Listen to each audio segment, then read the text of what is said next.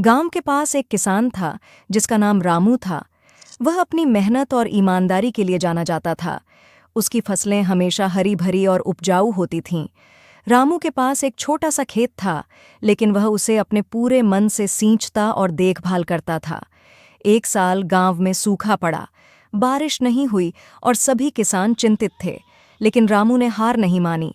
उसने अपने खेत में पानी की एक छोटी सी तालाब बनाई और वहां बारिश के पानी को संचित करने की कोशिश की।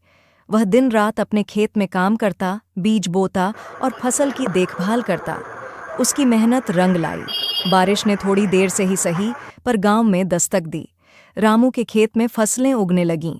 गांव वाले आश्चर्यचकित थे कि कैसे रामू की फसलें हरी भरी हो गईं, जबकि बाकी के किसानों की फसलें सूख गई थीं। एक दिन गांव का मुखिया रामू के पास आया। रामू, तुम्हारी मेहनत ने तुम्हें सफलता दिलाई है। क्या तुम हमें अपनी खेती के तरीके सिखा सकते हो? रामू ने मुस्कुराते हुए कहा। बिल्कुल।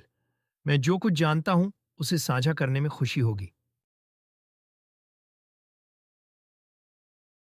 रामू ने गांव के सभी किसानों को अपने खेत पर बुलाया और उन्हें बताया कि कैसे उन्होंने पानी को संचित किया, सही समय पर बीज बोए और फसल की देखभाल की। सभी किसान उसकी बातों को ध्यान से सुन रहे थे। गांव के किसानों ने रामू के सुझावों का पालन किया। अगले साल गांव में फिर से अच्छी बारिश हुई और सभी किसानों ने अच्छी फसलें उगाई। गांव में खुशहाली छा गई। रामू ने सिखाया कि मेहनत, धैर्य और समर्पण से हर मुश्किल का सामना किया जा सकता है।